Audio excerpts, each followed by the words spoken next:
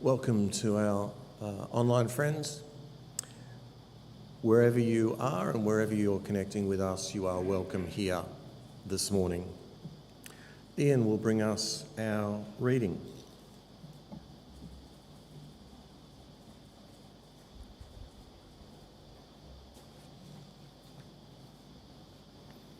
Good morning, everyone. Good morning to those that are watching from home. You are welcome and thanks for joining us. Today's reading comes from Matthew verse 17 to 1 to 9. Sorry, I forgot to move my glasses today. 6 days later, Jesus took with him Peter and James and his brother. Yeah, that might be okay, thank you. Oh, they're better than mine. Gee, that's big now.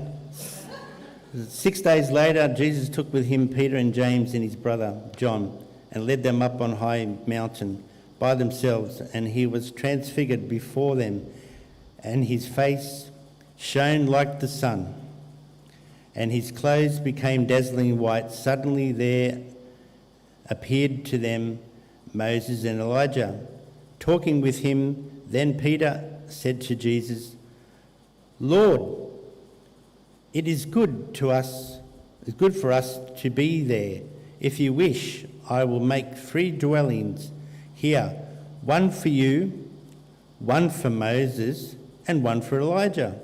While he was still speaking, suddenly a bright cloud overshadowed them, and from the cloud a voice said, "This is my Son, the beloved, and him I am well pleased. Listen to him." When the disciples heard this, they fell to the ground and were overcome by fear. But Jesus came and touched them, saying, "Get up, do not be afraid." And when they looked up, they saw no one except Jesus himself alone. As they were coming down the mountain, Jesus ordered them, "Tell no one about the vision until the Son of Man has been raised from the dead." In this is the gospel of Christ, words of life. Ooh. Thanks be God.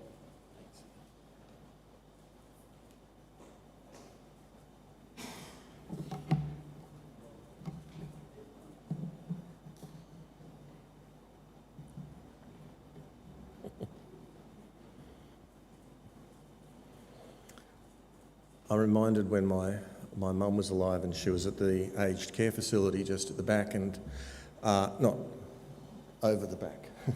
And every time I would go there to visit her, she had on a different pair of glasses. It seems that the residents would sort of randomly swap glasses at lunch. They'd just pick up someone else's. And sometimes you got excellent vision and you knew exactly what, and other times you were completely shot. Well, our reading this morning is a very big reading, and it's somewhat alien to our experiences in the 21st century. I don't know about you, but I certainly haven't seen people whose faces suddenly shine like the sun, or whose clothes become dazzling white. We live in a scientific era, where magic has been replaced with science and understanding.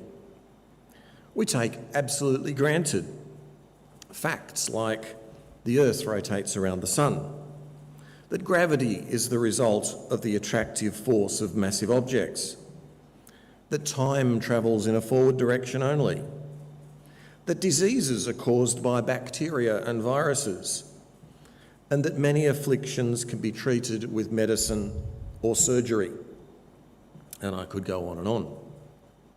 So when we read a story of people suddenly shining like the sun and having discussions with others who died centuries earlier, we might be justifiably cynical.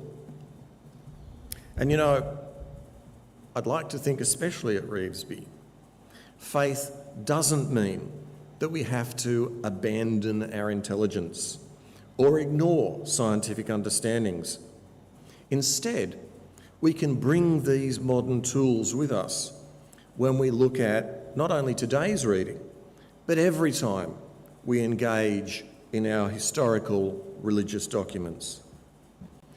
Our faith doesn't need to be and should never be blind.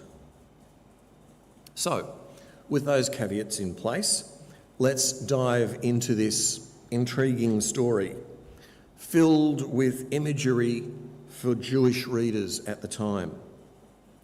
Let's have a look at a few of these images and then ponder the question, what could this story mean for us today? Firstly, let's be perfectly clear. The story itself doesn't attempt to be in any way historical. You may have noted Jesus' words at the end of the story where he says, "Tell no one about the vision." He didn't say, "Tell no one who I was chatting with," or "Tell no one what happened." The writer of Matthew used the words vision. And the Merriam-Webster Dictionary defines vision as the act of power of imagination. The act of power of imagination. So what was the act of power of imagination that the author of Matthew wanted the reader to understand? Well, today's reading was meant to be read as a vision of the intersection of heaven and earth. The intersection of heaven and earth. Or you might think of it as symbolically in Jesus, God and humanity came together. In Jesus we can see the depth of life and divine reality. Now to put that into words is a very big task indeed. So you might now start to understand and appreciate the scale of imagery that the author of Matthew was attempting to use to communicate. Nothing less than the intersection of humanity and the infinite. That's no small task. The author used several literary tools that would have been understood by first century readers. He used those to try and communicate those ideas. Firstly, the story began by journeying up a high mountain. We can't help but get a sense of the divine when we travel to places like that. That's why we watched the video at the very start this morning.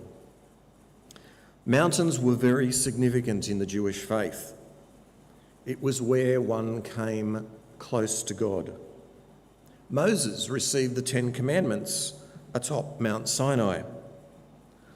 On Mount Zion, the prophet Abraham was ready to sacrifice his only son before God spoke directly to him.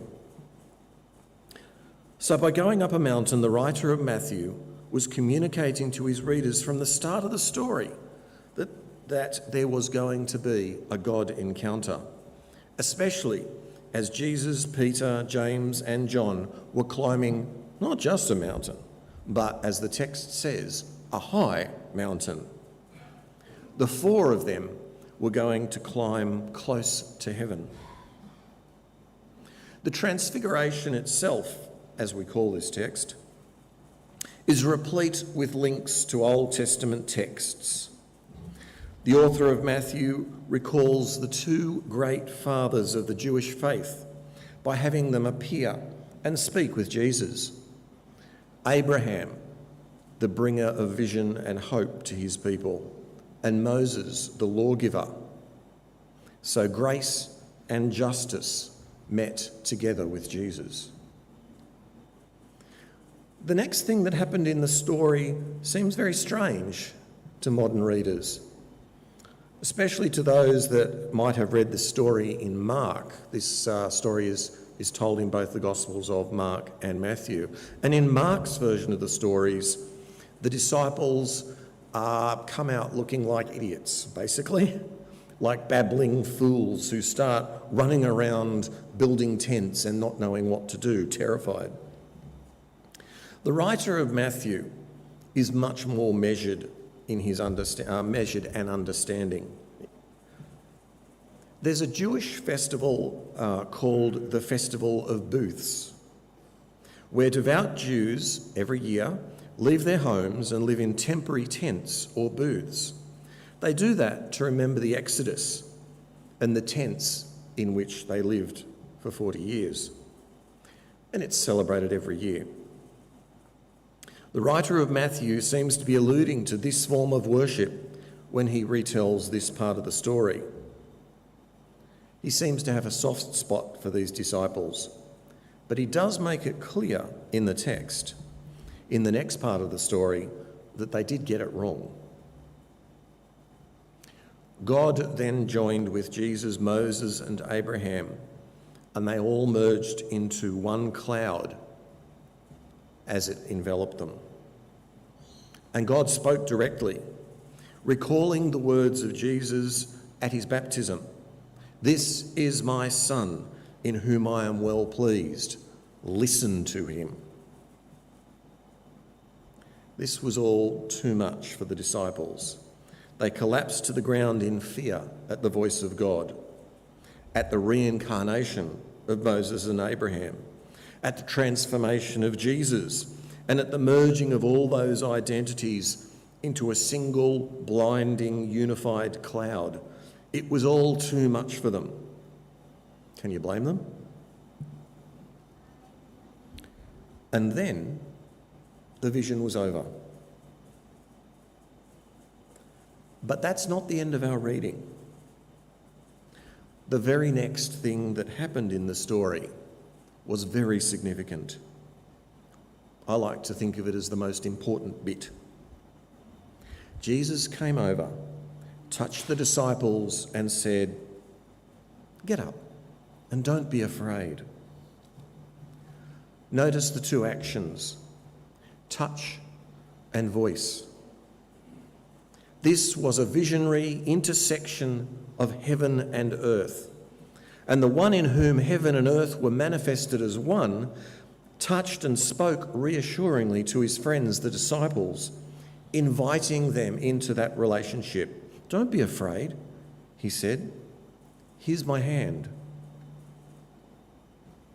Bill Loader, a Uniting Church theologian, comments far more eloquently than I ever could on this moment. He says, "This is symbolic narrative. It's created to say something." In Matthew's case, we have a beautiful image of human beings awed by the divine, but then encouraged to stand on their feet and not to fear. It's a moment of profound grace. The meaning of grace we might indeed define as the invitation to stand up and not to fear, echoed in 1 John where it says, "There is no fear in love, for perfect love casts out fear." Grace is to be lifted out of our inadequacy and our smallness. In this story, Jesus is depicted, and he's also, I'll start that again. In this story, Jesus is depicted as being one with God. This moment where Jesus held out his hand and told the disciples not to fear was nothing less than an invitation into a relationship with the eternal, not as a grovelling, fear-driven servant, but standing up and holding hands with the divine. And that idea came up last week when I spoke of an invitation to join in the divine dance of Father, Son and Spirit. You may recall that I mentioned the technical name for that, which is perichoresis. In today's reading, Jesus demonstrated that he was a part of the divine Godhead, who then invited his friends to stand and joined hands with him in that dance, in that flow, where actions for others are at the same moment actions for God and also actions for ourselves. It's a place where it's a place of wholeness, where God's desire for the realm of heaven here on earth becomes our own desire, and where our actions for others become actions for ourselves. Very powerful imagery. Grace is not some action of God to a passive humanity. Instead, grace becomes an invitation to stand and not fear, confident in the faith we have experienced and in which we are living. Fear is the great limiter. It stops us living fully. Henri David Thoreau, back in 1854, wrote that most men, and we can probably now say people, lead lives of quiet desperation. Most people lead lives of quiet desperation and go to their graves with the song still in them. Very powerful words. We want to be more, we want to do more, achieve more, but instead, for some strange reason, we choose silence and unfulfillment. Fear can paralyse us and stunt our growth. It prevents us from meeting new people with thoughts of, I won't know what to say, I'm not that interesting, or even, I've got other important things to do. Someone else will be better at meeting them. It stops us trying out new things with thoughts of potential failure, or looking silly, or spending too much or too little, or fearing the unknown. It stops us moving on in life, safe as we are in our small world of the familiar. We become unwilling to risk anything for fear of losing something. And it stops us loving, fearful that we open ourselves up and share our vulnerabilities, that if we do that, we might be ridiculed, we might be laughed at, or we might be judged by others. Fear can even be found in our religious beliefs and institutions, where instead of freedom and release, we feel judged and constrained. Fear halts our growth into whole people. It limits us. And because of that very reason, it's the enemy of faith. The whole purpose of faith is for us to be lifted up to become fully human, just as Jesus was fully human. And fear stops us reaching that goal, limits and constrains us. Grace is the way that we can overcome these fears. Grace holds out a hand to us and says, get up and don't be afraid. Grace encourages us to stand. And even more than that, grace takes our hand and invites us into the divine dance.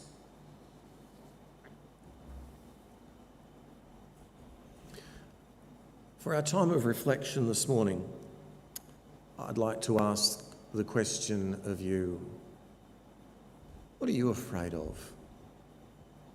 And as you ponder that, what does grace say to you?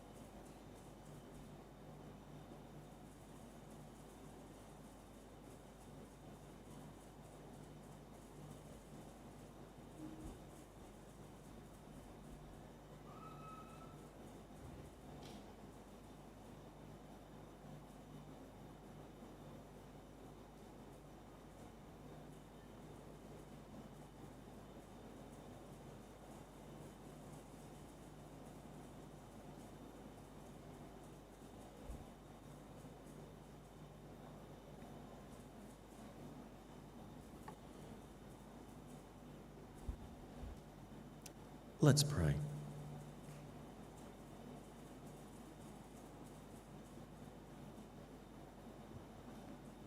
Greater God, our hearts are never too far from the tragedy of Syria and Turkey, and of the terrible burden for so many of still not knowing if loved ones are alive or dead, and still holding out hope which grows ever more dim as the days wear on.